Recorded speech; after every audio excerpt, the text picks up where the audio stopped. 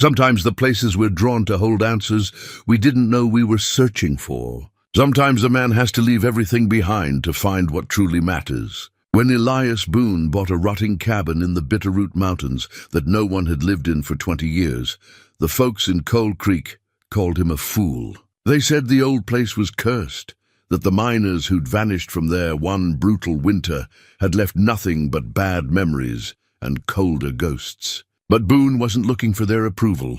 Alone in that forgotten cabin, surrounded by decay and silence, he found something the town had buried along with its past: a journal, a chest, and the truth about what really happened on that mountain.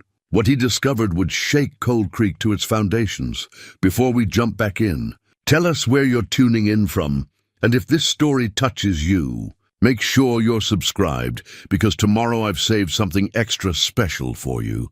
The wind came down from the mountains with a bite that reminded a man he was still alive, still breathing, still here when so many others weren't. Elias Boone stood outside the land office in Cold Creek, Montana Territory, with a deed clutched in his weathered hands and the weight of $200 in gold dust lighter in his pack. The transaction had taken all of 10 minutes.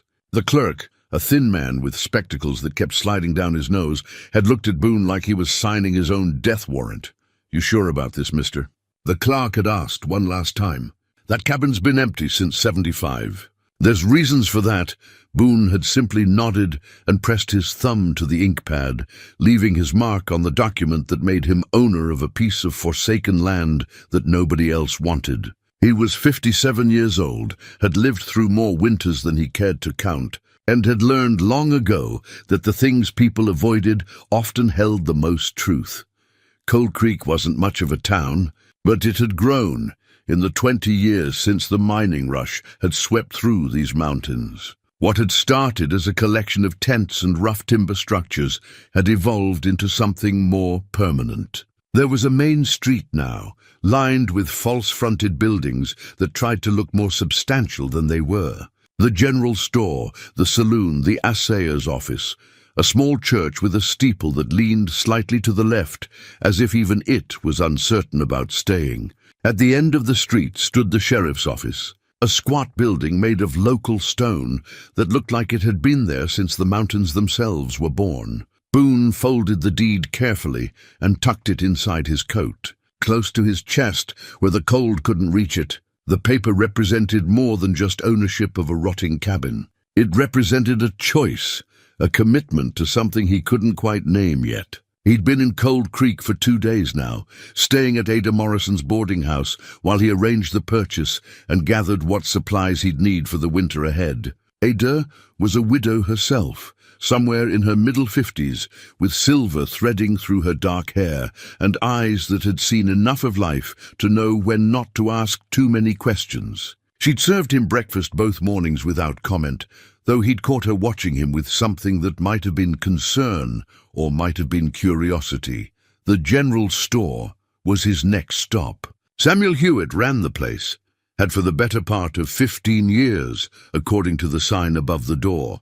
He was a compact man with a barrel chest and arms thick from hauling supplies, and he'd greeted Boone with the professional courtesy of someone who'd sell to anyone with coin. "Even a fool heard you bought the Fairweather place," Hewitt said, as Boone began selecting items from the shelves. "Flour, salt, coffee, dried beans, hardtack, the basics that would keep a man alive through a Montana winter. That what they call it?" Boone asked, running his hand over a coil of rope, testing its strength. That's what it was. Thomas Fairweather and his crew worked a claim up there, had themselves a good operation going, or so they thought. Hewitt leaned against the counter, his tone conversational, but his eyes measuring.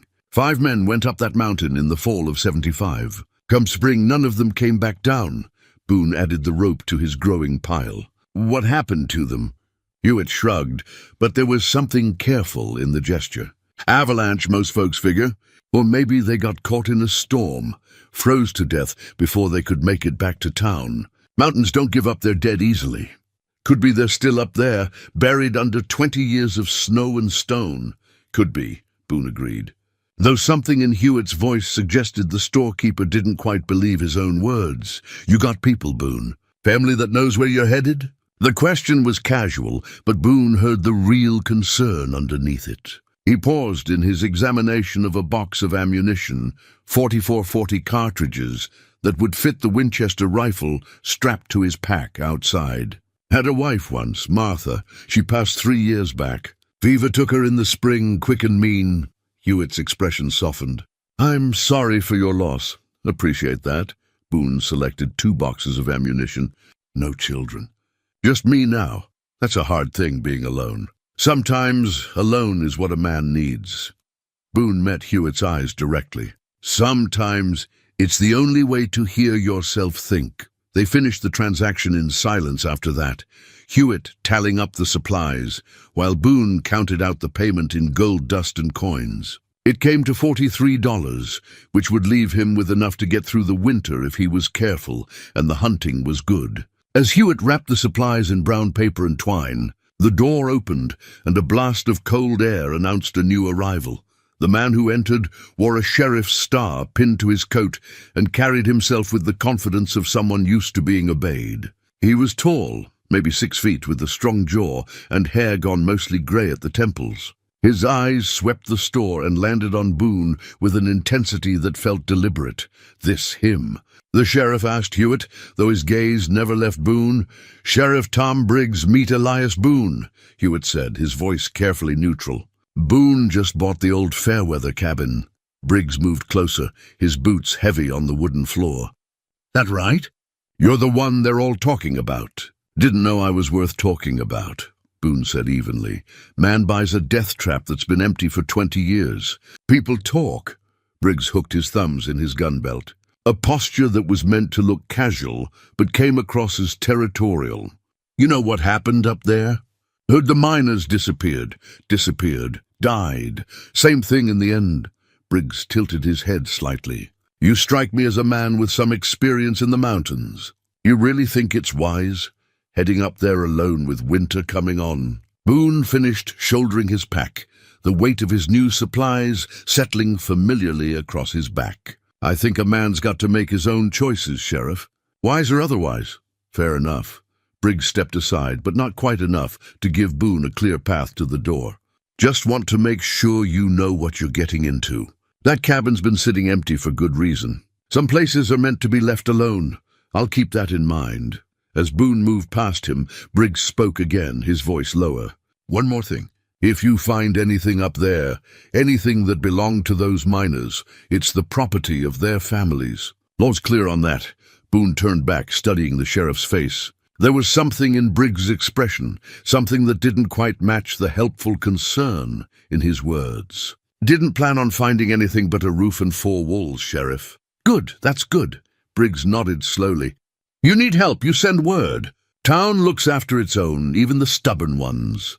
Outside, the afternoon sun was already sinking toward the western peaks, painting the snow-covered mountains in shades of orange and gold. Boone took a moment to breathe in the cold air, letting it fill his lungs and clear his head. He'd spent the last 3 years drifting, trapping in the high country during winter and hiring himself out as a guide or hunter during the warmer months. After Martha died, staying in one place had felt like drowning, but the drifting hadn't healed anything either. It had just kept him moving, kept him from having to face the empty space where his life used to be. Maybe that's what had drawn him to the cabin when he'd heard about it.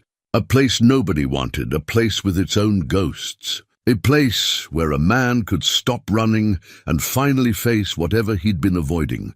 Ada Morrison was waiting on the porch of her boarding house when he returned. She had a shawl wrapped around her shoulders and a cup of coffee steaming in her hands. "Got your supplies?" she asked. "All set. Tom Briggs talk to you?" "He did." She nodded, as if she'd expected as much. "Tom's a good sheriff, keeps the peace. But he's got his ways of seeing things. Don't always leave room for someone else's view. Seemed concerned about my well-being." "Maybe so." Ada sipped her coffee, her eyes distant. "I knew those miners, you know.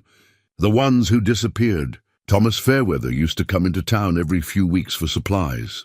Good man, quiet but good. Had a daughter back east he was planning to send for once he struck it rich. What happened to her?" Don't know. Lost track after the men vanished. The families came looking, asked questions, but there were no answers to give them. Eventually they stopped coming. She turned to face him fully. 20 years is a long time, Mr. Boone.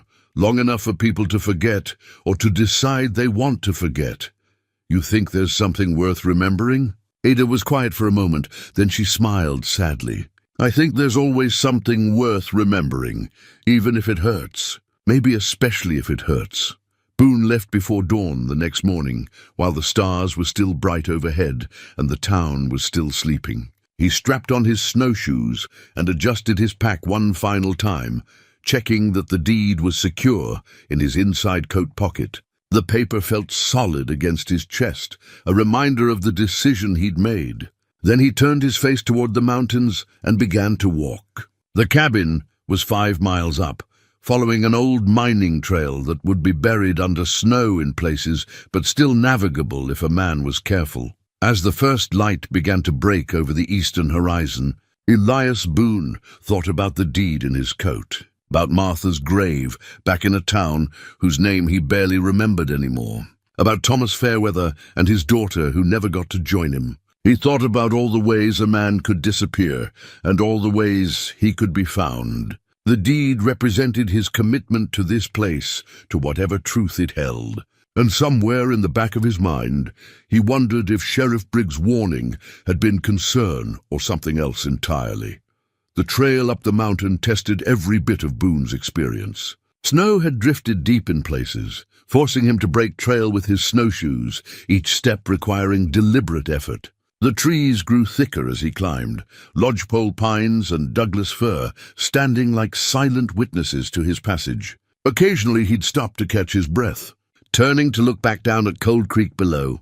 The town, growing smaller with each 100 yards of elevation gained. It took him 4 hours to reach the cabin. He smelled it before he saw it, that particular scent of old wood and decay, of a structure slowly surrendering to the elements. Then the trees opened up, and there it was, sitting in a small clearing with the mountain rising steeply behind it. The cabin was smaller than he'd imagined, maybe 20 feet on a side, built from hand-hewn logs that had weathered to a silvery grey. The roof sagged in the middle, and one of the front windows had lost its covering entirely, leaving a dark square that looked like a missing tooth. Boone approached slowly, his hand resting on the rifle slung across his shoulder. The snow around the cabin was undisturbed except for animal tracks, deer, rabbit, maybe a fox. No human had been here in a very long time. The door hung crooked on leather hinges that had dried and cracked. It took some effort to push it open, the bottom scraping across the floor with a sound that seemed too loud in the mountain silence. Boone stepped inside and let his eyes adjust to the dimness. The interior was a single large room with a stone fireplace taking up most of the back wall. To the left, a doorway led to what must have been a smaller back room. The floor was rough planking, covered in years of dust and debris that had blown in through the broken window. There was a table, overturned, and the remnants of what had been chairs, now just broken pieces of wood scattered across the floor. A few shelves still clung to the walls, empty except for mouse droppings and the husks of dead insects. But it was the feeling of the place that struck him most. Not the decay or abandonment, he'd expected that. It was something else, something that made the hair on the back of his neck stand up. The cabin felt interrupted, like whoever had lived here had left in the middle of something and never came back. Boone set down his pack and began a methodical examination. The fireplace first. He'd need that working if he was going to survive up here. The chimney seemed sound enough, though it would need cleaning. He tested the floorboards, finding them mostly solid despite their age, though a few near the walls had started to rot. The back room was even smaller than he'd thought, just large enough for a narrow bed and maybe a trunk. It too had been stripped bare. He was checking the stability of the walls when his boot caught on something. Looking down, he saw that one of the floorboards near the fireplace sat slightly higher than the others. Curious, he knelt and worked his knife blade into the gap, prying gently. The board came up easier than it should have, revealing a space beneath. Inside that space, wrapped in oilcloth that had kept it remarkably preserved, was a leather journal. Boone lifted it out carefully, feeling the weight of it in his hands. The leather was water-stained and had darkened with age, but the binding was still intact. He carried it to the broken window where the light was better and opened it to the first page. The handwriting was precise, the kind learned in good schools back east. At the top of the first page, in slightly faded ink, were the words, "Journal of Thomas Fairweather, September 1875." Boone felt something shift in his chest. This was the lead miner, the man Ada Morrison had spoken of, the man who'd never made it back to his daughter. He read the first entry slowly, arrived at the claim today with the crew. "The cabin is rougher than we'd hoped, but it will serve." John McAllister, we call him Red for his hair, is optimistic about the site. Samuel Chen, who has more experience with gold than any of us, agrees this is promising ground. Victor Hartwell is young but strong, willing to learn. And then there is the fifth man, who arrived this morning from back east. He says his name is T. Briggs, and he claims to have knowledge of mining operations. There is something about him I cannot quite place, a sharpness in his eyes that makes me uneasy. But we need the extra hands, and he has put up his share of the stake. Boone's fingers tightened on the journal. T. Briggs. Could it be? But no, Briggs was a common enough name. And 20 years ago, Sheriff Tom Briggs would have been just a young man. Still, something about the coincidence troubled him. He flipped forward through the pages, scanning the entries. They documented the daily work of the claim, digging, hauling ore, the back-breaking labor of men who believed they were close to something big. Then about 3 weeks in, the tone shifted. October 14th, we found it today. God help us, we found it. A vein of gold so pure, so rich, that I can scarcely believe my own eyes. Samuel Chen estimates it could yield $50,000, perhaps more. We have agreed to tell no one outside our group until we can properly stake and register the claim. Victor suggested we bring in the assayer quietly, without fanfare. T. Briggs agreed, though I noticed he was quick to volunteer for the trip to town. Something in his eagerness troubles me. The entries grew shorter after that, more cryptic. References to the find without details. Mentions of disagreements about how to divide the gold, about whether to expand the operation or keep it small. And running through it all, a growing unease about T. Briggs. October 28th, Briggs returned from town today. He says he spoke to no one about the gold, but I saw him with the assayer through the window. He claims they were discussing another matter. I want to believe him. We are all tired, all stretched thin by the work and the cold. Perhaps I am seeing shadows where there are none. November 3rd, the tension in the camp is unbearable. Briggs and Red had words today about the division of shares. Briggs believes he should receive a larger portion because of his expertise. Red told him exactly what he could do with his expertise. Victor had to step between them. I fear this will not end well. November 12th. Someone has been in my things. I keep the claim papers and the assayer's preliminary report hidden in this journal. This morning I found them disturbed, as if someone had been looking through them. When I confronted the others, Briggs became defensive, almost angry. He asked why I don't trust my own partners. But it is not a matter of trust. It is a matter of security. This gold could make us all wealthy, or it could destroy us. The entries grew more sporadic. November passed into December, and the tone became increasingly paranoid. Fairweather wrote of strange sounds in the night, of feeling watched, of supplies going missing. Then came an entry that made Boone's blood run cold. December 15th. I know now that T. Briggs is not who he claims to be. I found a letter in his things. I am not proud of searching, but my suspicions demanded it. The letter was from someone in Cold Creek, someone with authority. It referenced keeping an eye on the operation and ensuring proper documentation. I believe Briggs has been reporting on us from the beginning. But to whom? And for what purpose? When I confronted him, he denied everything, said I was losing my mind from isolation. The others are beginning to believe him. Even Samuel seems uncertain of me now. I must be careful. I must protect what we have found. Boone turned the page and found the last entry, dated February 12th, 1875. The handwriting was rushed, almost frantic. "He knows that I know. I saw it in his eyes tonight at supper. The others have gone to check the mine. Briggs said he heard something, maybe a cave-in. I did not go. I stayed here with my rifle across my knees and this journal in my lap. If something happens to me, if anyone finds this, know that T. Briggs is—" The entry ended there, the sentence incomplete, the ink trailing off as if the writer had been interrupted. Boone turned the page, but the rest of the journal was blank. He sat there in the failing light, the journal heavy in his hands, and listened to the silence of the cabin. Thomas Fairweather had sat in this very spot, perhaps in this exact place, writing those final words. And then something had happened, something that had left 5 men dead, and this cabin empty for 20 years. Boone looked around the room with new eyes. This wasn't just an abandoned cabin. It was a crime scene. And somewhere in these walls, in this mountain, lay the truth of what had happened that winter night. Outside, the wind picked up, rattling the broken window and sending a scatter of snow across the floor. Night was coming, and with it the cold. Boone needed to get a fire going, needed to secure the cabin against the weather.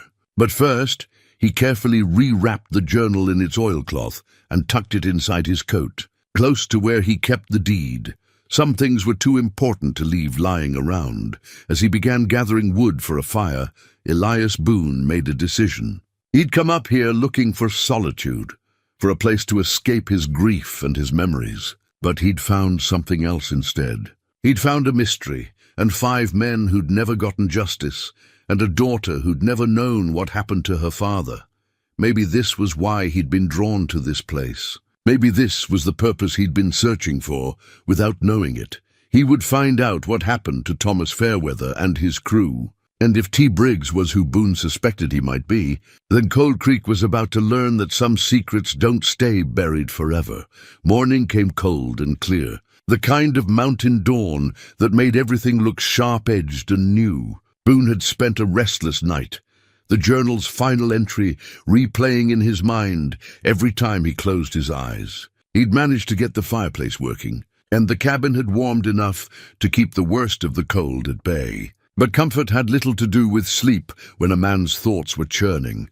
He ate a sparse breakfast of hardtack and coffee, then began a systematic search of the cabin with the morning light to guide him. If Fairweather had hidden his journal under the floorboards, there might be other things concealed in this place. The miners had lived here for months. They would have stashed their valuables, their important documents, anywhere they thought would be safe from thieves or the elements. The main room yielded little at first. He checked every floorboard, tapping and listening for hollow sounds. He examined the fireplace stones, looking for any that might be loose or deliberately placed to hide a cavity. The shelves, the walls, even the spaces between the logs, nothing. It was in the back room that he found it. The space was barely 8 feet square, with a single small window that looked out onto the steep slope behind the cabin. The floor here was in worse condition, with several boards warped from water damage where the roof had leaked. Boone knelt and began working his way across the room, testing each board. In the far corner, beneath where a bed would have stood, he found what he was looking for. 3 boards came up together, revealing a deeper cavity than the one that had held the journal. And there, wrapped in canvas that had gone stiff with age and damp, was an iron lockbox. It took him 20 minutes to pry the rusted lock open with his knife and a stone from the fireplace. When the lid finally gave way with a screech of protesting metal, Boone found himself looking at the accumulated evidence of Thomas Fairweather's gold strike. The first thing he pulled out was a leather portfolio tied with string. Inside were papers, official-looking documents with stamps and seals. He spread them out carefully on the floor, his hands surprisingly steady despite the racing of his heart. An assayer's report, dated October 20th, 1875, and signed by Marcus Whitmore of Cold Creek. The report detailed the analysis of ore samples from the Fairweather claim, with estimates of gold content that made Boone's breath catch. 93% pure, in a vein estimated at 40 feet long and 3 feet wide. At current prices, the report concluded, the claim could yield upwards of $75,000. A fortune. More money than most men would see in 3 lifetimes.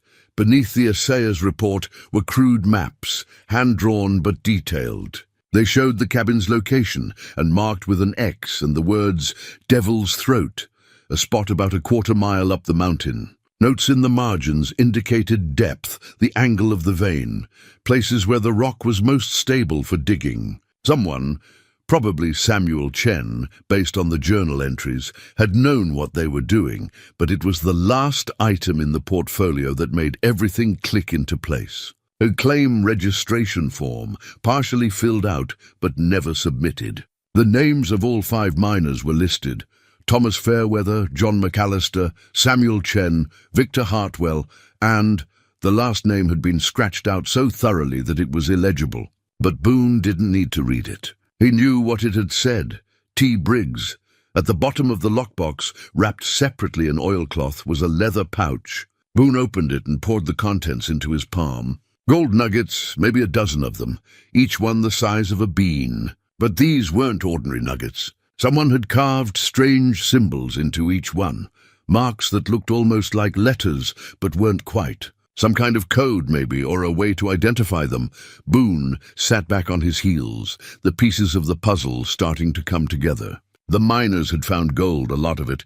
They'd had it assayed, started mapping the vein, preparing to register their claim officially. But something had gone wrong. Someone T. Briggs had decided he didn't want to share, and somehow he'd managed to make sure he wouldn't have to. The question was, what had happened to the gold? If Briggs had killed the others and taken it, why leave these nuggets behind? Why leave the assayer's report and the maps? Unless he hadn't known they were here. Unless Fairweather had hidden everything before. Boone's thoughts were interrupted by a sound outside. Bootsteps in snow coming closer. He moved quickly, scooping everything back into the lockbox and shoving it under the floorboards. The boards went back into place just as a voice called out from the front of the cabin. "Boone? You in there?" It was Samuel Hewitt from the general store. Boone stood and walked to the main room, finding the storekeeper standing in the doorway, stamping snow from his boots. "Morning," Boone said carefully. "Didn't expect company." Hewitt smiled, but there was something uneasy in his expression.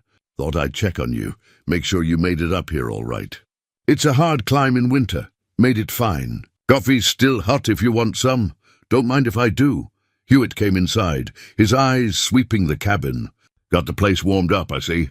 "That's good. That's real good." Boone poured coffee into a tin cup and handed it over. "Long way to come just to check on a stranger." "Maybe." Hewitt sipped the coffee, then met Boone's eyes directly. "Maybe I wanted to talk to you away from town. Away from folks who might be listening." "About what?" "About why you really bought this place." Hewitt set down his cup. "I've run that store for 15 years, Boone. In that time, I've seen maybe a dozen people ask about the Fairweather cabin. None of them went through with buying it. You did. That tells me something." "Tells you what?" "That you're either braver or more foolish than most. Or maybe that you know something the others didn't." Hewitt glanced around the cabin again. "You find anything interesting up here?" Boone kept his face neutral. "Like what?" "Like answers. Like explanations for what happened to 5 good men." Hewitt's voice dropped lower. "I knew them, Boone, all of them. Thomas Fairweather used to play chess with me on Sunday afternoons. Red McAllister helped me build the addition on the store. Samuel Chen taught my boy how to read Chinese characters. These weren't strangers. They were friends. What do you think happened to them?" Hewitt was quiet for a long moment. "I think someone killed them. I've thought that for 20 years, but I could never prove it. The families came looking, hired investigators, offered rewards. Nothing. It was like those 5 men just vanished into thin air. But men don't vanish, do they? Especially not when there's gold involved." "The journal mentioned gold," Boone said carefully. "A big strike. Did it now?" Hewitt's expression didn't change, but something flickered in his eyes. "And did it mention who might have wanted that gold bad enough to kill for it?" "It mentioned someone named T. Briggs." The silence that followed was heavy. Hewitt picked up his coffee cup again, but his hand wasn't quite steady. Tom Briggs came to Cold Creek in the fall of 1875, said he was from back east, looking for opportunity in the territories. He worked odd jobs for a few months, then went up the mountain to join the Fairweather crew. When he came back down in the spring, alone, he had a story about getting separated in a storm. Said he looked for the others, but never found them. Most folks believed him. He seemed torn up about it, and there wasn't any reason to doubt him. But you doubted him. I didn't at first. But then, over the next few years, Tom Briggs went from being a broke drifter to one of the wealthiest men in the territory. He bought land, invested in businesses, eventually became sheriff. When people asked where the money came from, he said he'd struck it rich on a claim down in Nevada before coming here. Had papers to prove it, all legal and proper. Papers can be forged. That they can, Hewitt finished his coffee. I tried to investigate once, about 10 years back. Sent letters to Nevada, tried to verify his story. What I found was that there had been a J.B. Hartwell who'd filed a claim there, but no Tom Briggs. Funny thing about that name, though. Victor Hartwell, one of the miners who died, his middle name was Joshua. And Briggs's middle name is Briggs. It's his mother's maiden name. Boone felt the pieces shifting again. Joshua Briggs Hartwell, J.B. Hartwell. Now you're following me. I think Tom Briggs stole his partner's identity to file that claim. Used Victor's name and his own to create someone who never existed. Then he came back here, changed his story to say the gold came from Nevada instead of Montana, and lived off blood money for 20 years. Why are you telling me this? Hewitt moved toward the door, then stopped. Because you're the first person who's asked the right questions in 2 decades. Because those 5 men deserve justice, and their families deserve the truth. And because Tom Briggs has been sheriff long enough. He's got power in this town, Boone. He's got friends and influence and people who owe him. If you're going to go after him, you need to know what you're up against. And if I'm not going after him, Hewitt smiled sadly, then you wouldn't have hidden that lockbox so fast when you heard me coming. After Hewitt left, Boone stood at the window and watched the storekeeper's figure disappear down the trail. The man had taken a risk coming up here, telling him what he knew. That meant something. It meant Boone wasn't alone in this, even if he was the one who'd have to do the heavy lifting. He pulled the lockbox out again and studied its contents in the full light of day. The assayer's report, the maps, the marked nuggets, all of it was evidence. But evidence of what exactly? A gold strike, yes, but not murder, not theft. For that, he'd need more. He'd need to find the mine itself. He'd need to see what Devil's Throat could tell him about that winter 20 years ago. 3 days after Hewitt's visit, a storm rolled in from the north. Boone watched it come, dark clouds piling up against the peaks like a wall of slate. By afternoon, snow was falling so thick he could barely see the trees at the edge of the clearing. The wind howled around the cabin, finding every crack and gap in the walls, and even with the fire blazing, the cold crept in like something alive. He used the time to make repairs. The cabin needed work if he was going to survive the winter here, and keeping busy helped quiet the thoughts that kept circling back to the journal, the lockbox, and the man who'd killed for gold. He patched the broken window with oilcloth stretched over a crude frame. He reinforced the door hinges with strips of leather from his pack. He cleared the chimney of 20 years of accumulated nests and debris. It was while working on a leak in the roof that he found it.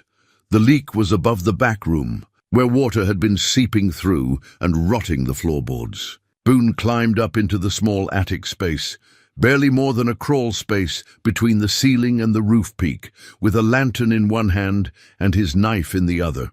The leak itself was easy enough to find, a gap where the roofing boards had separated, but as he moved to patch it, his lantern light caught something that didn't belong, a false ceiling board set apart from the others. Someone had created a small hiding space in the roof itself.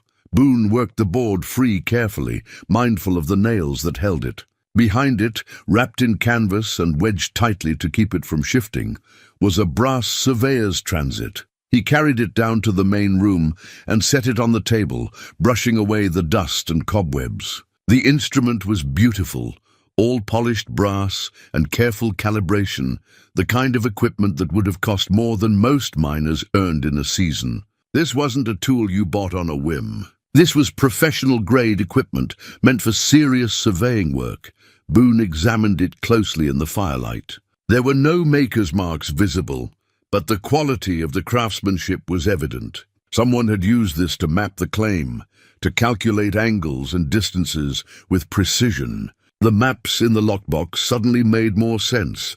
They weren't the rough sketches of amateurs. They were professional survey work, but why hide it in the roof? Unless whoever owned it didn't want anyone to know they had it. Unless it was evidence of premeditation, of planning that went beyond what 5 equal partners would need. You brought a surveyor's transit when you intended to stake claims, file papers, divide territory. You brought it when you were planning something big, or when you were planning to take everything for yourself. Boone opened the journal again, reading through it with new understanding. There, in an entry from late October, Briggs has been spending time up at the claim alone, says he's checking the stability of the tunnel. But I saw him yesterday through my field glass, and he wasn't in the tunnel. He was on the ridge above it, doing something with equipment I didn't recognize. When I asked him about it, he said he was just surveying the general area, getting a sense of the land. But why? We already know where the vein runs. Fairweather had seen Briggs using the transit, had seen him surveying not just the claim itself, but the surrounding territory, planning, perhaps, how to expand the operation once he controlled it all, or planning how to file the claim under a false name, with coordinates that would lead back to him and him alone. The storm continued through the night and into the next day. Boone spent the time going through everything again, the journal, the lockbox contents, the transit. He made notes on scraps of paper, trying to piece together a timeline. September, the miners arrive, begin work. October, they find the gold vein, bring in the assayer. November, tensions rise as Briggs pushes for a larger share. December, Fairweather discovers Briggs has been lying about his identity. February, the final entry, and then silence. What had happened in those 3 months between December and February? The journal entries had grown sporadic, but Fairweather had been alive, still suspicious, still watching. And Briggs had been planning, using the transit to survey not just the claim, but the surrounding area, preparing to take it all. On the 3rd day, the storm broke. Boone woke to silence, and the pale light of dawn filtering through the patched window. Outside, the world was buried in fresh snow, everything clean and white and new. The kind of morning that made a man forget there was darkness in the world. But Boone hadn't forgotten. He strapped on his snowshoes, loaded his rifle, and tucked the maps from the lockbox inside his coat. It was time to find Devil's Throat. The climb took most of the morning. The snow was deep in places up to his waist, and the maps only gave general directions. But Boone was a tracker, had spent decades reading landscapes, and the terrain told its own story. There, a depression in the hillside that might be a trail. There, a line of stunted trees that suggested different soil underneath. The kind of mineral-rich soil you'd find near a mining operation. He found the entrance just before noon. It was smaller than he'd expected. Just a dark opening in the rock face, partially hidden by an overhang and nearly invisible under the accumulated snow. Someone had tried to conceal it further with brush and stones, but 20 years of weather had undone most of that work. Boone brushed away the snow and peered inside. The tunnel ran back into darkness, shored up with timber supports that looked sound despite their age. The air that breathed out from the entrance was cold but dry, without the damp smell of water seepage. A good mine, professionally dug, meant to last. Boone lit a lantern and stepped inside, his rifle in his other hand. The tunnel was tall enough to stand in, wide enough for 2 men to work side by side. Tool marks on the walls showed where the miners had followed the vein, chipping away at the rock, extracting the gold-bearing ore. He could see where the vein ran, a darker streak in the stone that glittered faintly in the lantern light. 30 feet in, he found the first body, not a skeleton. The cold had preserved the remains too well for that. A man, frozen in time, half buried under a pile of rock and timber. The cave-in Briggs had warned about in that final journal entry. Except this wasn't a natural collapse. The support timbers had been deliberately cut, weakened so they'd fail under the weight of the mountain. Boone moved deeper, his heart heavy with what he knew he'd find. 20 feet further, 3 more bodies, huddled together as if they'd been trying to dig their way out. And near the entrance, positioned as if he'd been standing guard, the 5th man, Thomas Fairweather, his frozen hands still clutching a rifle, his eyes open and staring at nothing. They'd been murdered here, trapped and left to die in the darkness while Briggs walked away with their gold. And for 20 years, the mountain had kept their secret. Boone stood in the mine for a long time, the lantern casting shadows that danced across the walls like ghosts. He should leave, should get out of this tomb and back to the cabin. But his feet wouldn't move. These men deserved better than to be walked away from again. He set the lantern down carefully and approached Thomas Fairweather's body. The cold had preserved him remarkably well, his features still recognizable from Ada Morrison's descriptions. A man in his late 30s, with a strong jaw and thoughtful eyes. A man who'd had a daughter waiting for him, who'd never known what happened to her father. Boone knelt beside him, meaning to close those eyes that had stared into darkness for 20 years. As he reached out, something caught the lantern light near Fairweather's hand. Something small and metallic, half buried in the frozen earth. A pocket watch. Boone picked it up carefully, brushing away the frost. The case was dented, the crystal cracked, but he could make out an engraving on the back. "To my son, Victor, with pride, Father." The hands were frozen at 2:47, Victor Hartwell's watch. The young man Hewitt had described as strong and willing to learn. The man whose identity Briggs had stolen to claim the gold.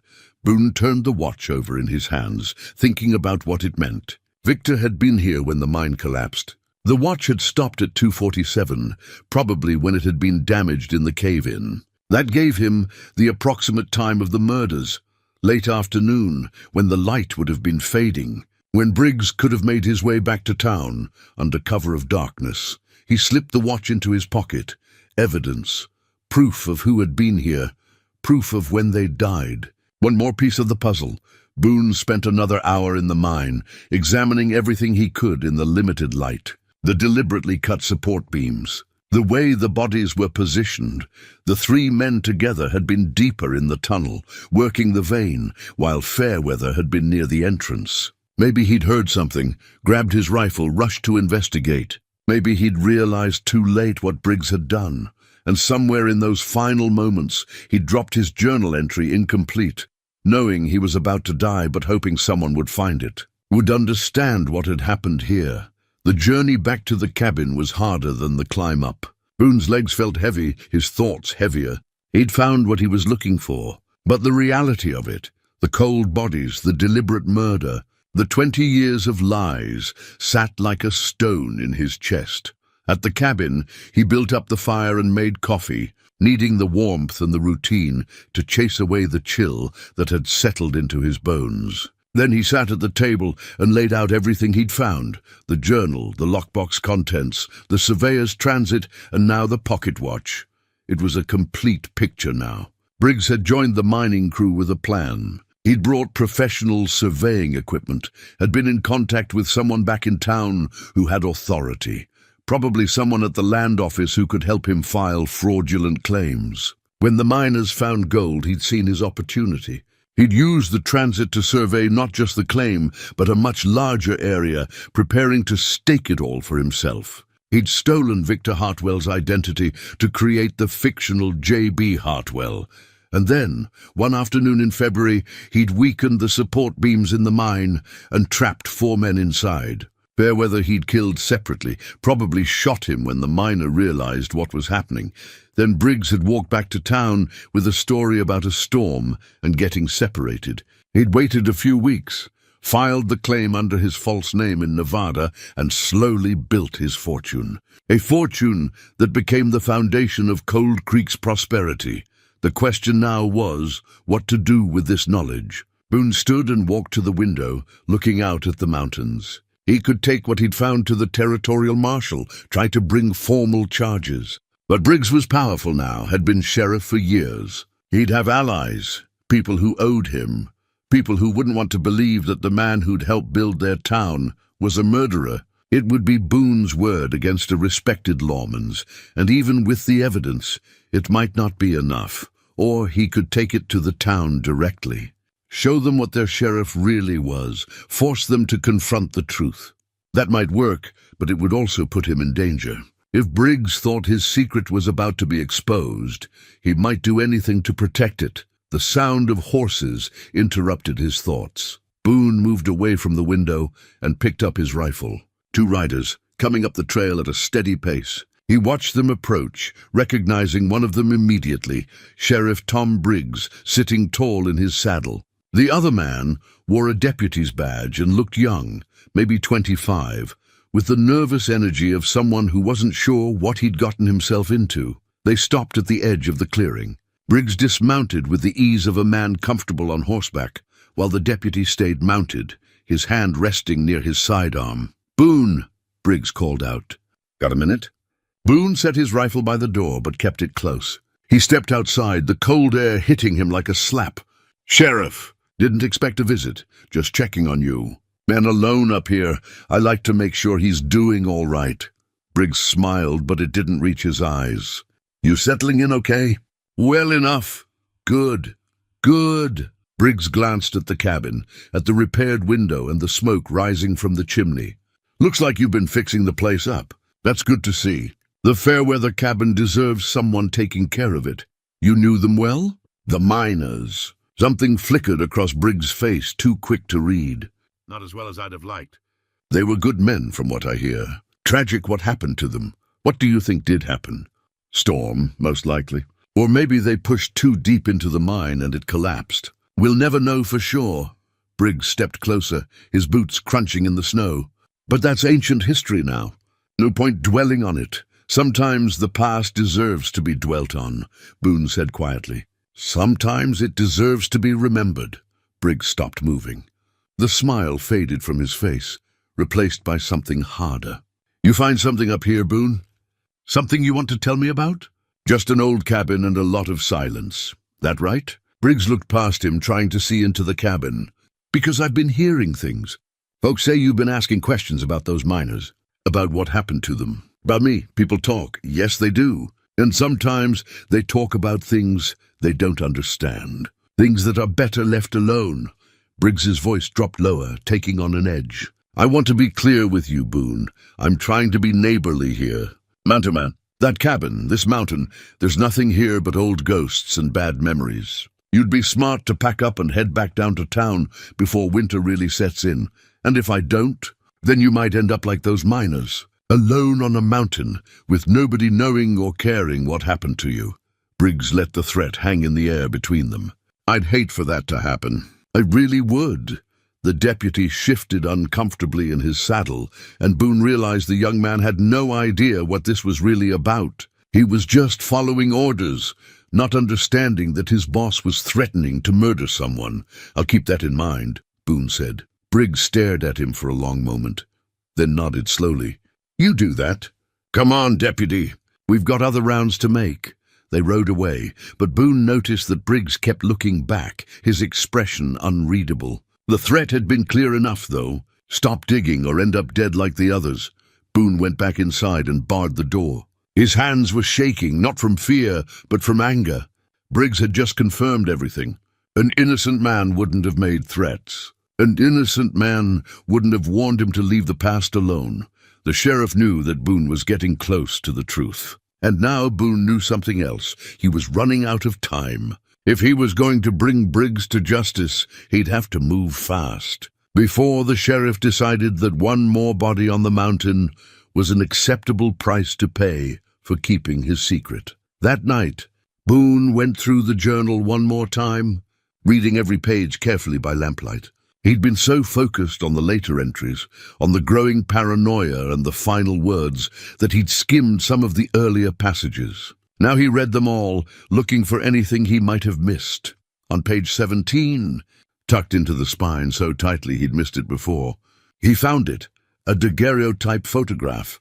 The image had faded with time, the silver coating tarnished in places, but the faces were still clear. 5 men standing in front of the cabin, squinting slightly in what must have been bright sunlight. They looked confident, proud, like men who believed they were about to strike it rich. Which Boone supposed they had been. He carried the photograph to the lamp and examined it closely. 4 of the men he could identify from the journal's descriptions.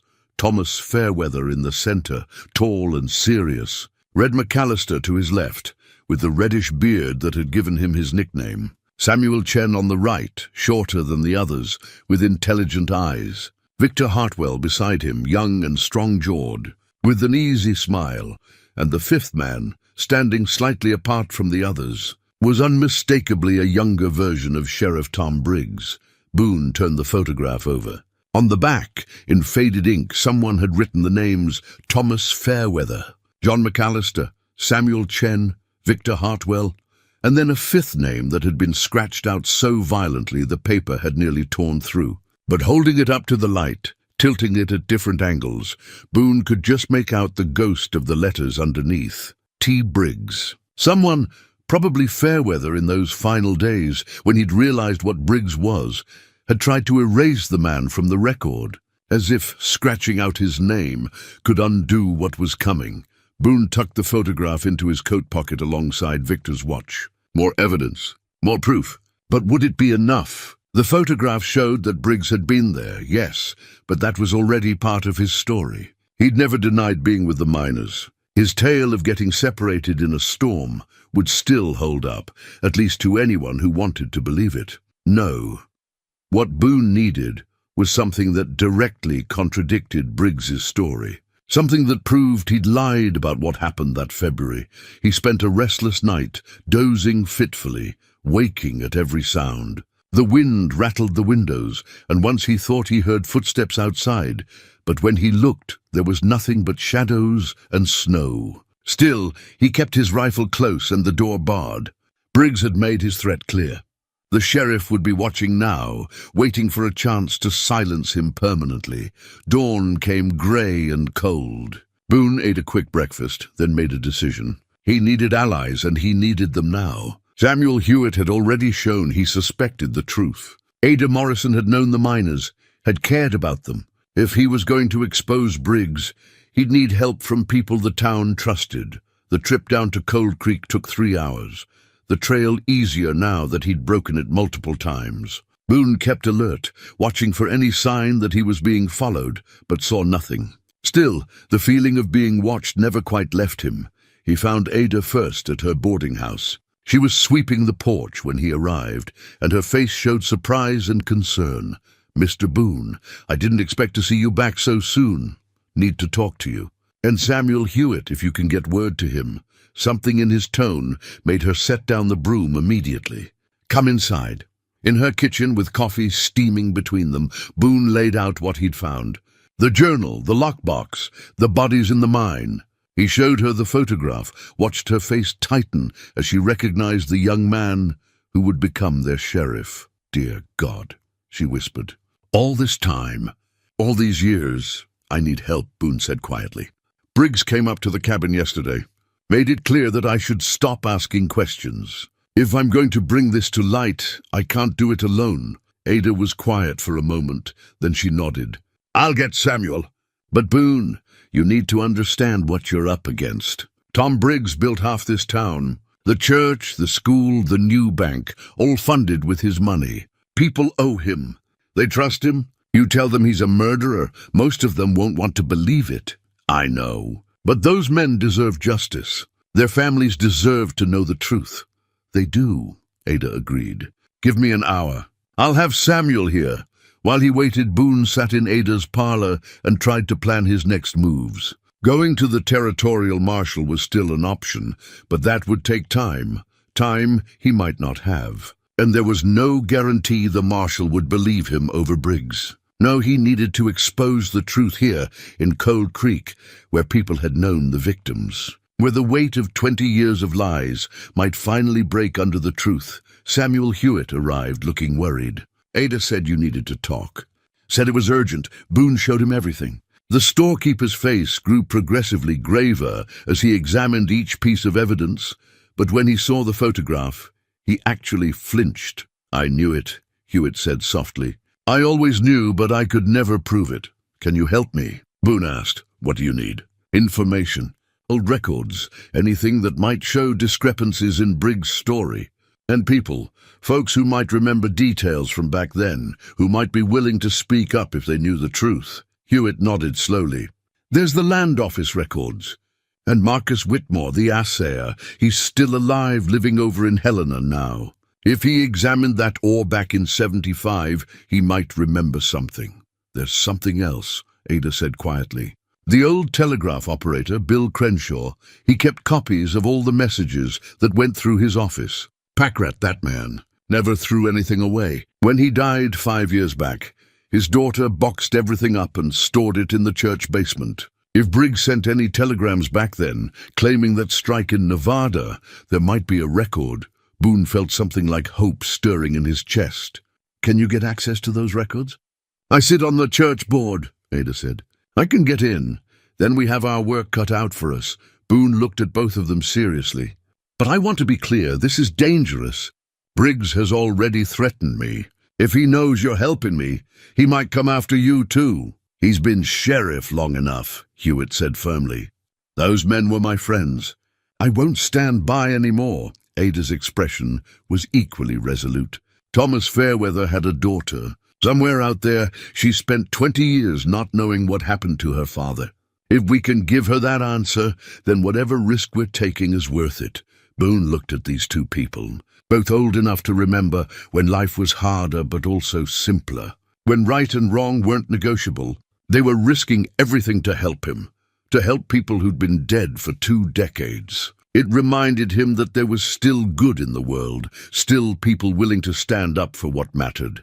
"All right," he said. "Let's find the truth that Tom Briggs buried." They worked through the day with quiet purpose. Ada went to the church and returned with 3 dusty boxes of telegraph records, while Hewitt closed his store and brought over the land office documents he'd been collecting for years, copies of claims, deed transfers, anything related to mining operations in the territory from 1875 to 1880.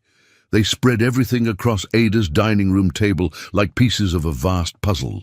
Boone worked through the telegraph records, reading message after message, most of them mundane business transactions or personal communications. Hewitt examined the land office documents, his practiced eyes scanning dates and signatures. Ada made coffee and brought food, but mostly she watched, occasionally pointing out a name she recognized or a date that seemed significant. It was late afternoon when Boone found it. A telegram, dated March 3, 1876, sent from Cold Creek to the Nevada Territory Mining Office. The message was brief. Claim filed for J.B. Hartwell stop. Rich strike Devil's Canyon stop request. Expedited processing stop. It was signed T. Briggs. Devil's Canyon. Not Devil's Throat. A completely different location, hundreds of miles south in Nevada. Briggs had been clever. He'd filed a claim for a real gold strike, but in a different location entirely. The Nevada authorities would have checked, found gold where he said it was, and approved the claim. Meanwhile, he'd been working the real Devil's Throat mine in Montana, extracting gold that legally belonged to 5 dead men. "Look at this," Hewitt said, his voice tight with excitement. He pushed a document across the table, a land office record from 1877. Joshua Briggs Hartwell filed a claim transfer in Nevada, selling the Devil's Canyon stake to a mining consortium for $50,000. The sale went through, everything legal and proper. But here's the thing, I sent inquiries to that consortium 10 years ago. They confirmed they bought the claim and worked it for 3 years. They pulled out maybe $20,000 worth of gold before the vein played out. 20,000 from a claim he sold for 50? Boone frowned. Why would they pay that much? Because someone convinced them it was worth more, Hewitt said. Someone showed them an assayer's report that made it look like the Devil's Canyon claim would yield 75,000 or more. The pieces clicked together in Boone's mind. The assayer's report from the lockbox. The one Marcus Whitmore did for the Fairweather claim. Briggs must have altered it, changed the location from Montana to Nevada, kept everything else the same. The consortium bought the claim based on false information, and when it didn't pan out, they just figured they'd been wrong about the vein, Ada said slowly. They never knew they'd been looking at a report for a completely different mine. Boone stood and paced to the window, his mind racing. So Briggs files a real claim in Nevada, shows up with an altered assayer's report that makes it look incredibly valuable, sells it for $50,000. That gives him a fortune and a legitimate story for where his wealth came from. Meanwhile, he's been quietly extracting gold from Devil's Throat, selling it through other channels, building even more wealth. Nobody questions it because he's already supposedly rich from the Nevada claim. It's brilliant, Hewitt admitted grudgingly. Horrible, but brilliant. He created an entire false history for himself. We need the original assayer's report, Boone said. The one from the lockbox shows Devil's Throat in Montana. If we can prove he altered it to say Devil's Canyon in Nevada, we can show he committed fraud on top of murder. There's another copy, Ada said suddenly. Marcus Whitmore, the assayer, he would have kept his own records. He always kept duplicates of everything in case there were disputes later. He's in Helena now, Hewitt reminded them. That's 3 days' ride, then I'll go. Boone turned from the window. If Whitmore still has those records, if he kept a copy of the original report, he did. They all turned. The voice had come from the doorway, where a man Boone didn't recognize stood watching them. He was in his 60s, with silver hair and the weathered face of someone who'd spent years working outdoors. But it was his eyes that caught Boone's attention, clear, intelligent, and full of pain. Marcus Whitmore, the man said, stepping into the room. I got word from my daughter that someone was asking about old assayers' reports. Took the train from Helena as soon as I heard. Ada moved forward. Marcus, we didn't know you were coming. Didn't want to wait. Whitmore's gaze settled on Boone. You're the one who bought the Fairweather cabin. The one asking questions about Tom Briggs. I am. Then you should know. I've been carrying a weight for 20 years. A weight I'm finally ready to put down. Whitmore reached into his coat and pulled out a leather portfolio, weathered but intact. This is my copy of every assay I did in 1875, including the one for the Fairweather claim. Boone took the portfolio with hands that trembled slightly. Inside were a dozen documents, all meticulously preserved. He found the Fairweather report quickly. It was identical to the one in the lockbox, down to the last detail. Except for one crucial difference. This one had Marcus Whitmore's official seal at the bottom, and it clearly stated the location as Devil's Throat, Bitterroot Mountains. Montana Territory. Briggs came to me in early 1876, Whitmore said quietly, sitting down at the table. Showed me a copy of this report, or what I thought was a copy. Said he needed it for investors. I didn't think anything of it at the time. The miners were dead, the claim was technically abandoned. If someone wanted to buy it up and work it, that seemed reasonable enough. You didn't know what he was planning, Ada said gently. No, but I should have suspected. A few months later, I heard about his big Nevada strike, about the fortune he'd made. I was happy for him. Thought he'd earned some good luck after losing his partners. It wasn't until years later, when I was going through my old records, that I noticed the discrepancy. Whitmore's voice grew strained. The report he'd shown me, the one he said was for investors, it had been altered, changed from Montana to Nevada. He'd used my work, my reputation to defraud people, and by then he was sheriff, powerful, connected. I convinced myself it was just a misunderstanding, that maybe I'd made a mistake in my records. You knew, Boone said, not accusingly but simply stating the fact. I suspected. But I had no proof and I was afraid. Afraid of what Briggs might do if I accused him. Afraid that I'd end up like those miners. Whitmore looked at each of them in turn. I've lived with that fear, that guilt for 2 decades. But if you're finally going to bring him to justice, then you'll need this. He pulled out another document from the portfolio. A letter dated April 1876 on Nevada Mining Office letterhead. It was addressed to T. Briggs, thanking him for filing the claim for J.B. Hartwell and noting that they'd received his assayer's report showing the rich strike at Devil's Canyon. I kept this too, Whitmore said. because part of me always knew I'd need it someday, that the truth would have to come out. Boone spread all the documents across the table, the original assayer's report from Whitmore, the altered version referenced in the Nevada letter, the telegram, the land office records. Together, they told a complete story of fraud and murder. "This is it," Hewitt breathed. "This proves everything." "Almost everything," Boone corrected. "It proves fraud. It proves Briggs lied about his Nevada claim and used a false identity. But we still need to prove he murdered those men." "The bodies," Ada said. "You said you found them in the mine. The cut support beams." "Yes, but that's on my word alone. A jury might believe me, but Briggs will claim I staged it or that I'm lying. We need something more definitive." Whitmore was quiet for a moment, then spoke. "There was a sixth document. Something Fairweather asked me to hold for him back in November of 1875. He came to town alone, said he was worried about what might happen, asked me to keep a sealed letter in my safe, told me only to open it if something happened to him and his crew." The room went absolutely silent. "You have this letter?" Boone asked carefully. "I have it. Never opened it like he asked. But I brought it with me." Whitmore reached into his coat again and pulled out a sealed envelope, yellowed with age. "After he disappeared, I couldn't bring myself to open it. I told myself maybe he'd turn up, maybe they all would. But they never did, and eventually opening it seemed like admitting they were really gone." Boone took the envelope.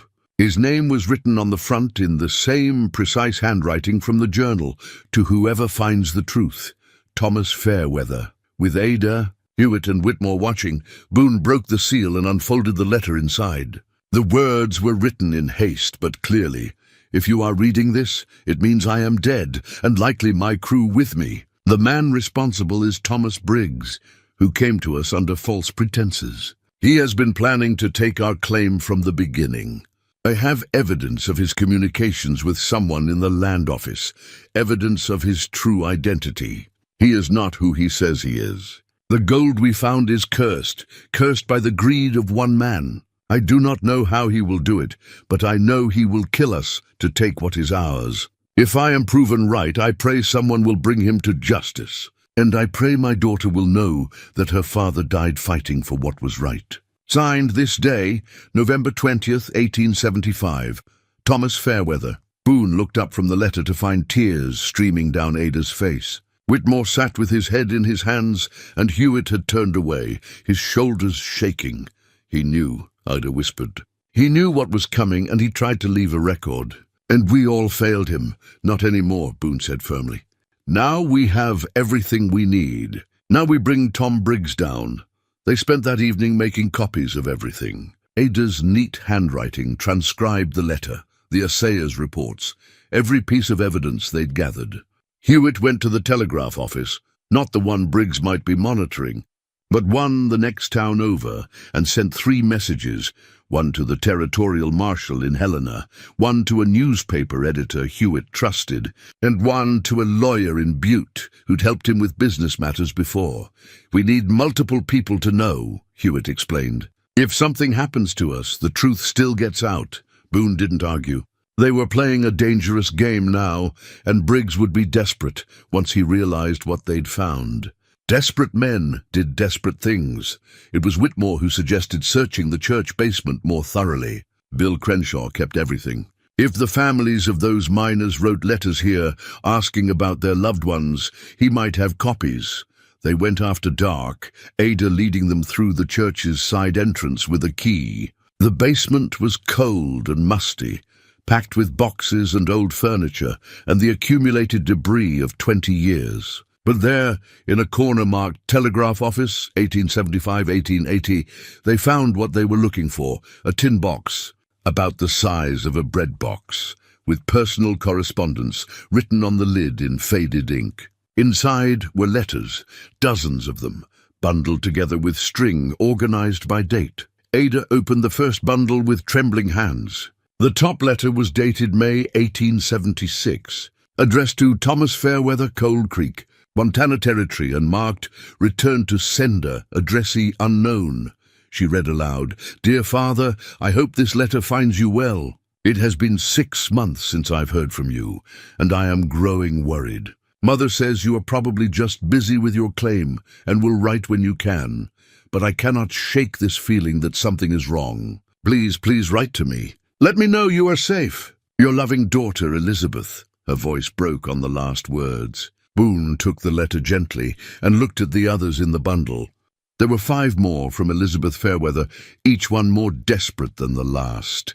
The final one was dated January 1877, almost 2 years after her father's death. I am coming to Cold Creek myself. I can no longer bear not knowing. Whatever has happened, I deserve to know the truth. I will arrive on the spring stage. Please, if anyone sees this, if anyone knows anything about my father, Thomas Fairweather, I beg you to tell me. Elizabeth. Did she come? Boone asked Ada. I remember her, Ada said softly. Young woman, couldn't have been more than 19. She stayed at my boarding house for a week, asking everyone about her father. The sheriff, Tom Briggs, he told her the same story he'd told everyone else. Storm, probably dead, the mountain had taken them. She left crying. I never saw her again. Boone felt anger building in his chest, hot and righteous. Briggs had looked that young woman in the eye and lied to her about murdering her father. Had watched her grieve and done nothing. Had probably been relieved when she left town. The other bundles held similar letters. Red McAllister's wife writing from Colorado begging for news. Samuel Chen's brother all the way from San Francisco offering a reward for information. Victor Hartwell's parents from Philadelphia, their messages growing shorter and more hopeless with each passing month until finally they stopped altogether. These families never got closure, Hewitt said, his voice rough with emotion. They spent years not knowing, hoping, grieving. And Briggs knew. He knew exactly what happened, and he let them suffer. We need to find them, Boone said firmly. Or their children, their relatives. They deserve to know the truth. They deserve to know their loved ones didn't abandon them, didn't disappear into the wilderness. They were murdered. Whitmore had been quiet, examining the letters with a scholar's attention to detail. Elizabeth Fairweather, married, according to the last return address on these letters, became Elizabeth Garrett, living in Chicago. If she's still alive, she'd be in her late 30s now. We'll find her, Ada promised. All of them. Once this is over, we'll make sure every family knows. They took the tin of letters back to Ada's boarding house, adding it to the growing pile of evidence. The story was complete now, not just the crime itself, but the aftermath, the pain Briggs had caused, the lives he'd shattered beyond just the 5 he'd taken. The territorial marshal will be here in 3 days, Hewitt said, checking his pocket watch. 4 at most. We need to keep this quiet until then. Keep Briggs from knowing what we've found. He already suspects, Boone pointed out. He threatened me, warned me to leave the past alone. He knows I'm looking into this, but he doesn't know we have proof. He doesn't know about Whitmore or the letters or any of it. Ada looked at each of them seriously. We need to act normal. Go about our business as if nothing has changed. Can you do that, Marcus? Whitmore nodded. I'll stay here at your boarding house if you'll have me.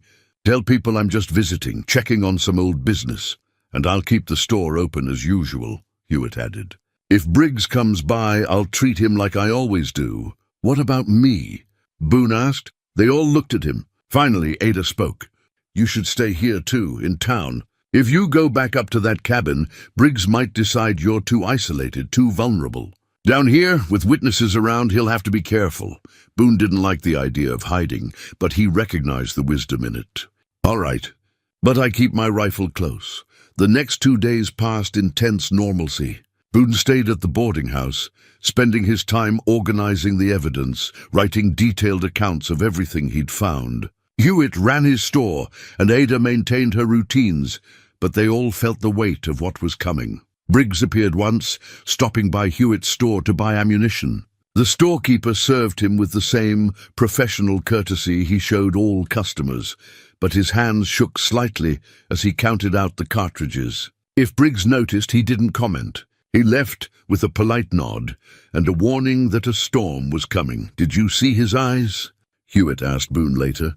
He's suspicious. Knows something is happening.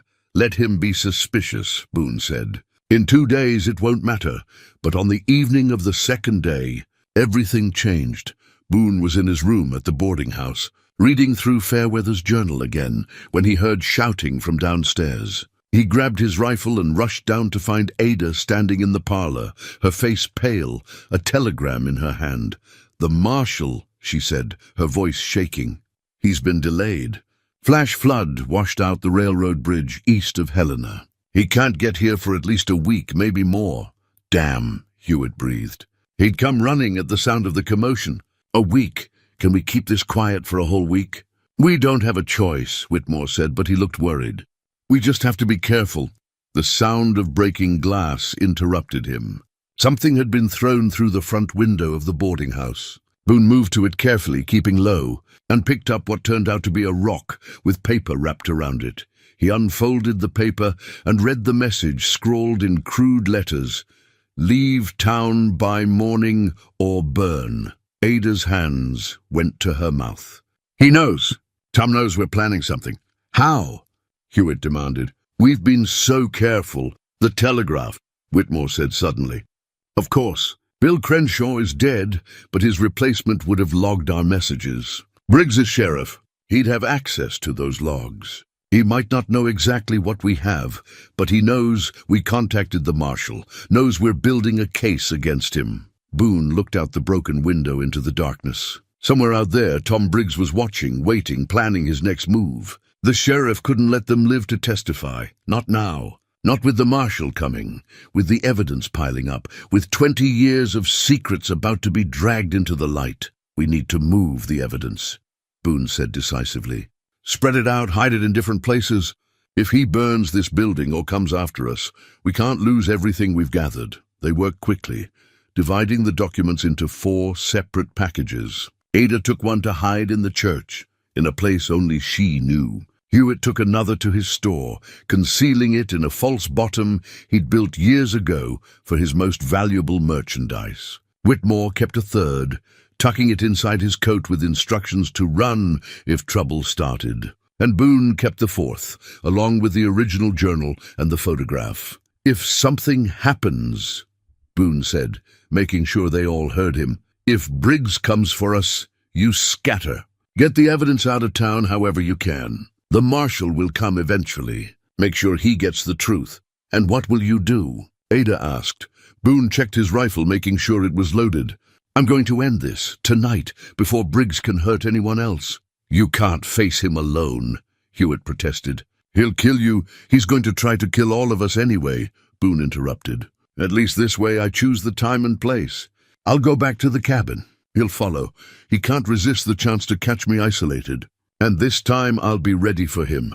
This is suicide," Whitmore said flatly. "Maybe, or maybe it's justice." Boone looked at the evidence in his hands, thinking about Thomas Fairweather writing those final words in his journal, about 5 men dying in darkness, about Elizabeth Fairweather crying in Ada's boarding house. Those miners deserve better than to be forgotten, better than to have their murderer walk free. "If I have to face Briggs alone to make that right, then that's what I'll do." Ada stepped forward and put her hand on his arm. "Be careful, Elias. Tom Briggs has been killing to protect his secret for 20 years. He won't stop now." "I know," Boone said softly. "But neither will I." He left by the back door, moving through the darkness toward the edge of town, where his horse was stabled. Behind him, Cold Creek lay quiet under the stars, unaware that its long sleep of lies was about to end. One way or another, by morning the truth would be known. The cabin was dark when Boone arrived, just as he'd left it. He didn't light the lamp. Instead, he moved through the familiar space and darkness, preparing his trap with the careful precision of a man who knew this might be his last night alive. He'd been a hunter long enough to know how predators thought. Briggs would come, probably with his deputies, and he'd expect to find Boone asleep or unprepared. The sheriff would want this to look like an accident, a tragic fire maybe, or a confrontation with a dangerous drifter that had gone wrong. Anything that would let him maintain his story, protect his position, but Boone wasn't planning to give him that chance. He positioned his rifle within easy reach near the window, giving him a clear line of sight to the approach. He built up the fire so it would cast shadows on the walls, making it look like someone was moving around inside. Then he settled into the darkness near the door, his back against the wall, and waited. The night was quiet, except for the wind in the trees and the occasional crack of settling wood. Boone's thoughts drifted to Martha, to the life they'd shared before the fever took her.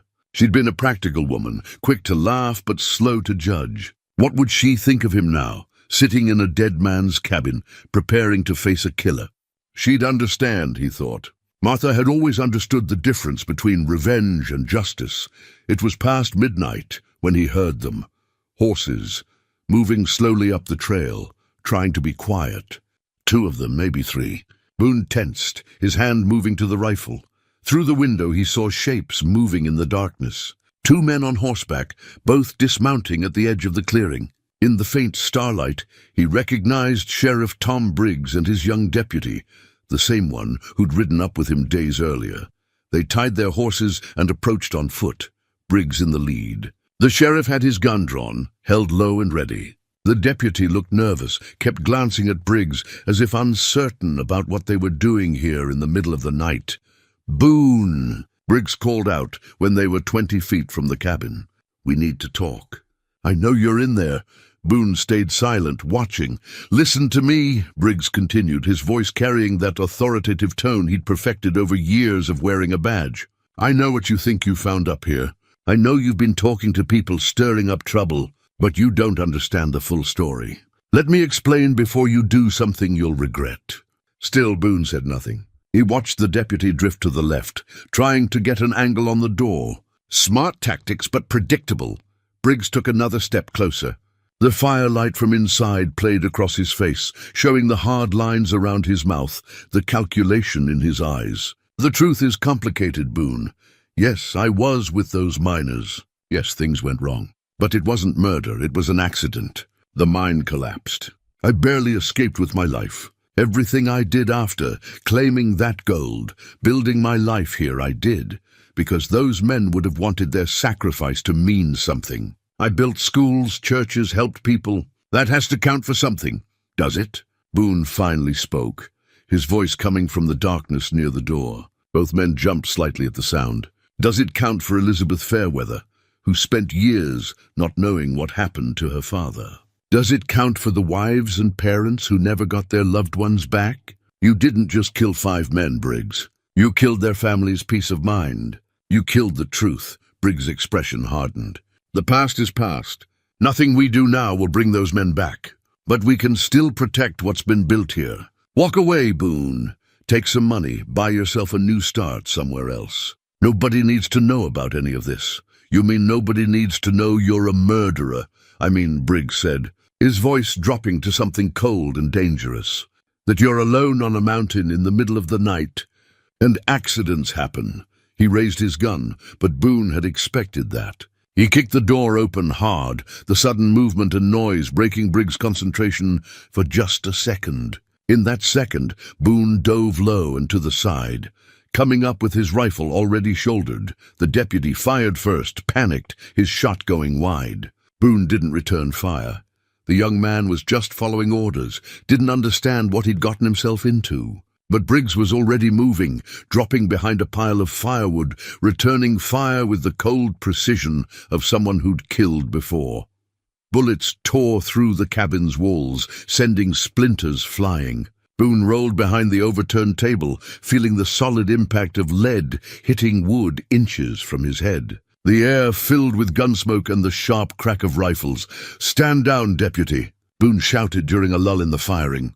"This isn't your fight. Your sheriff is a murderer, and I can prove it." "Don't listen to him," Briggs ordered. "He's a madman, came here planning to kill us both.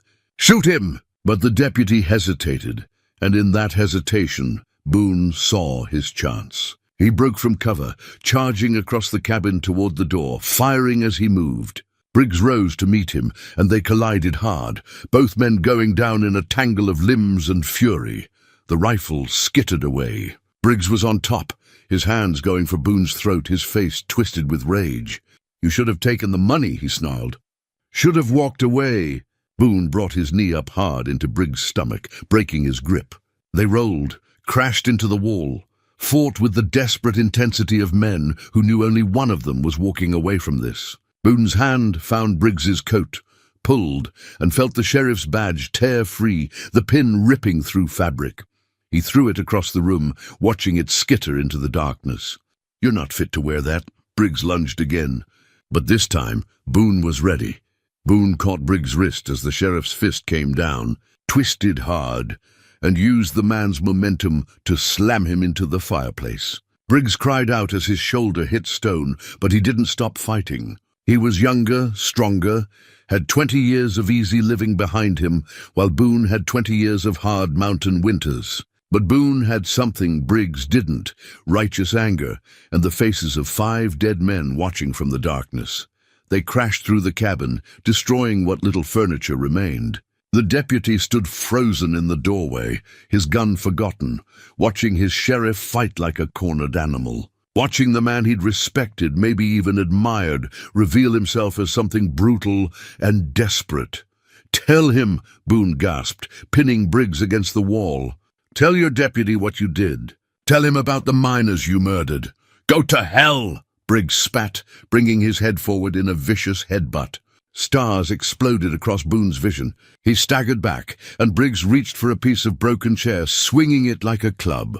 The wood caught Boone across the ribs, driving the air from his lungs. He went down hard, and Briggs was on him again, hands finding his throat, squeezing with murderous intent. Boone's vision began to darken at the edges. His hands scrabbled across the floor, searching for anything, finding paper. The letter. It had fallen from his coat during the struggle. With his last strength, Boone pulled it free and thrust it toward the deputy. "Read it," he choked out. "Read what Fairweather wrote before Briggs killed him." The deputy moved forward, picked up the yellowed paper, and began to read aloud in a voice that shook. "If you are reading this, it means I am dead, and likely my crew with me. The man responsible is Thomas Briggs." "Stop!" Briggs released Boone's throat, lunging toward the deputy. "Give me that." But the young man stepped back, continuing to read, his voice growing stronger with each word. "He has been planning to take our claim from the beginning. I have evidence of his communications with someone in the land office, evidence of his true identity. He's not who he says he is. It's lies," Briggs shouted. "Lies written by a madman who was losing his mind from isolation. You can't believe. The gold we found is cursed," the deputy continued, tears streaming down his face now as the truth of what he was reading sank in. "Cursed by the greed of one man. I do not know how he will do it, but I know he will kill us to take what is ours. If I am proven right, I pray someone will bring him to justice." Briggs made a sound like a wounded animal and rushed the deputy, but Boone tackled him from behind, bringing him down hard. They rolled together, but Boone was on top now, his weight pinning Briggs to the floor. "It's over," Boone said, breathing hard. "Your deputy knows. The territorial marshal is coming. I sent copies of everything, the journal, the assayer's reports, the letters from the families. Even if you kill me tonight, the truth is already out." Briggs stopped struggling. His face crumpled. 20 years of carefully maintained lies falling away to reveal the frightened young man he'd once been. "I didn't mean for it to happen that way," he whispered. "I just wanted my share. Just wanted what I'd earned." "You earned nothing," Boone said quietly. "You stole it from better men than you'll ever be." The deputy had his gun out now, pointed at both of them, but his hands shaking so badly, Boone wondered if he could hit anything. "Sheriff Briggs, sir, I need you to stand up slowly. I need you to put your hands where I can see them." "Don't do this, boy," Briggs said, his voice taking on that authoritative tone again. "I'm your sheriff. I'm the law here. This man is a criminal, can't you see? He's trying to—" "No," the deputy interrupted, his voice firm despite his tears. "No, sir. I heard the letter. I heard him, and I've been your deputy long enough to know when a man is lying. Please, sir, don't make this harder than it already is." Briggs looked at the deputy, at Boone, at the cabin that held the evidence of his crimes. Something broke in his face then. He wasn't the powerful sheriff anymore, wasn't the respected pillar of the community. He was just an old man who'd murdered for gold and spent 20 years looking over his shoulder. "They were going to cheat me," he said softly. Wanted to divide it equally, even though I'd done twice the work. It wasn't fair. It wasn't, you killed 5 men because you didn't want to share, Boone said, pulling himself to his feet. That's all this ever was. Greed, simple, ugly greed. Footsteps outside announced more arrivals. Samuel Hewitt burst through the door, followed by Ada Morrison and Marcus Whitmore, all of them armed, all of them ready to help. They stopped when they saw the scene. Briggs on the floor, the deputy covering him, Boone bleeding but alive. The marshal's train just arrived, Hewitt said, breathing hard from the climb. He's on his way up here now. We came as fast as we could. Boone nodded, suddenly exhausted. He picked up Briggs' badge from where it had fallen, dented and scratched from being thrown across the room. He looked at it for a moment, thinking about what it was supposed to represent. Justice, protection, service. Then he handed it to the deputy. You're going to need to arrest your sheriff, Boone said gently. Can you do that? The young man straightened, wiping his eyes with the back of his hand. Yes, sir, I can do that. As the deputy read Briggs his rights, as Ada moved to tend to Boone's wounds, as Whitmore and Hewitt secured the prisoner, Elias Boone walked to the window and looked out at the mountain. Somewhere up there, in Devil's Throat Mine, 5 men had been waiting 20 years for this moment. For justice, for truth. It's done, he whispered to the darkness. You can rest now. 3 months later, spring came to the Bitterroot Mountains. The snow melted away in patches, revealing new grass and wildflowers, and the creek behind the cabin ran high and cold with snowmelt. Boone stood on the porch he'd built, watching the morning sun paint the peaks gold, and felt something he hadn't felt in years. Peace. The trial had been swift. Tom Briggs, faced with the overwhelming evidence and his own deputy's testimony, had confessed to everything. The murders, the fraud, the 20 years of lies. The territorial judge had sentenced him to hang, but Briggs had died in his cell before the sentence could be carried out. Heart failure, the doctor said, though Boone suspected it was something else. The weight of guilt, maybe, finally crushing the life out of a man who'd spent 2 decades running from it. The town of Cold Creek had reeled from the revelation. Some people refused to believe it, insisted it was all a mistake, that Briggs had been framed. But most had accepted the truth with a kind of sad resignation. The school and church Briggs had funded remained. The children needed education, and the faithful needed a place to worship. But his name was removed from everything. The plaques came down, the dedications were chiseled away, and slowly, Cold Creek began to rebuild its identity on something other than blood money. Samuel Hewitt had been elected the new sheriff. He wore the badge with the same quiet competence he'd shown running his store, and he'd cleaned out the corruption that Briggs had let fester. The young deputy who'd helped arrest Briggs stayed on, learning from Hewitt, trying to be the kind of lawman his old boss should have been. Ada Morrison had taken it upon herself to contact the families. She'd found Elizabeth Fairweather Garrett in Chicago, now a mother of 3, and had written her a long letter explaining everything. The response had come 2 weeks later. Elizabeth was coming west for the first time since that heartbreaking visit 21 years ago. She wanted to see where her father had lived, where he'd died, and to finally lay him to rest properly. The other families had been harder to track down. Red McAllister's wife had remarried and moved to California. Samuel Chen's brother had passed away, but his nephew had traveled from San Francisco. Victor Hartwell's parents were both dead, but he had a sister who came from Philadelphia. And John McAllister had a son who'd never known his father. Now grown with children of his own, they all came for the ceremony. The bodies had been recovered from Devil's Throat Mine, treated with the respect they deserved, and brought down to Cold Creek. The town had voted to bury them in the cemetery, and to erect proper headstones with their names and the truth of how they died. Boone stood at the back of the gathered crowd, watching as the minister spoke words of comfort and loss. Elizabeth Fairweather Garrett stood at her father's grave, her hand resting on the headstone that read, Thomas Fairweather, 1838-1876, a good man, a loving father, murdered for gold but remembered for his life. When the ceremony ended, Elizabeth approached Boone. She was a handsome woman in her late 30s, with her father's thoughtful eyes and strong jaw. "Mr. Boone, I wanted to thank you for not giving up, for finding the truth when everyone else had stopped looking. Your father left a trail," Boone said quietly. "He made sure someone would find it eventually. I just happened to be the one stubborn enough to follow it. Still, you gave me what I've needed for 21 years. Answers. Closure." She smiled, though tears gleamed in her eyes. "I can stop wondering now. Stop imagining. I know what happened to him, and I know he didn't abandon me. That's a gift I can never repay." After she left to join her family, Ada Morrison approached. She'd organized the whole ceremony, had made sure everything was done right, that the families were taken care of.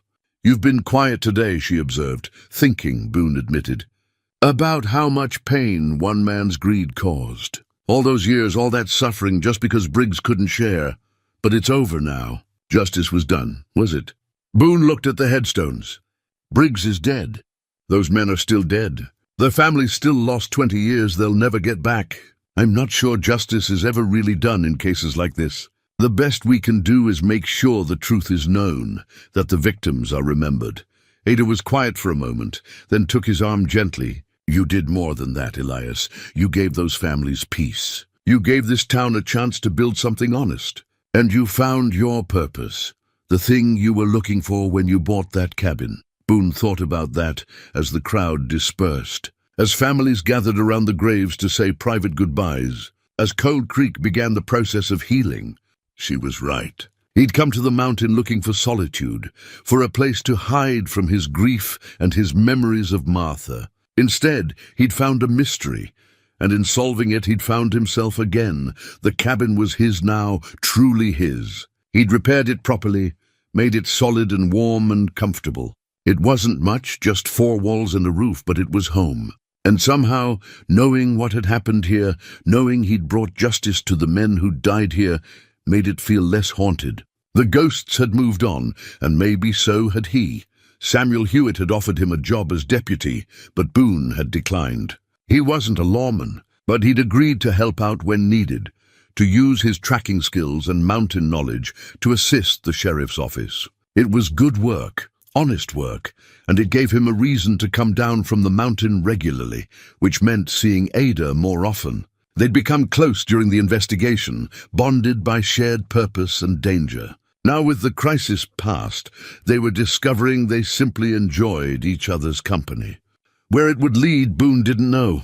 But for the first time in 3 years, he was open to the possibility of something beyond grief. He visited the cemetery one last time before heading back up the mountain. The 5 headstones stood in a row, clean and white in the spring sunshine, their names carved deep so they'd last for generations. Thomas Fairweather, John Red McAllister, Samuel Chen, Victor Hartwell, and the 5th marker. Added at Boone's insistence, "To the unknown miners of the West, may they all find justice and peace." "Rest easy," Boone said softly, touching each stone in turn. "Your story's been told. You won't be forgotten." As he rode back up to the cabin, with the spring breeze warm on his face and the mountains solid and eternal around him, Elias Boone reflected on the strange path that had brought him here. He'd bought a rotting cabin on a whim, had found a journal that changed everything, and had pursued justice for men he'd never known. The town had called him mad for buying the place. Maybe they'd been right, but sometimes madness and wisdom looked alike from the outside. Sometimes the foolish choice was actually the bravest one. And sometimes, when a man thought he was running away from his life, he was actually running toward the purpose he'd been searching for all along. The cabin came into view, solid and welcoming against the mountainside. Smoke would soon rise from its chimney again.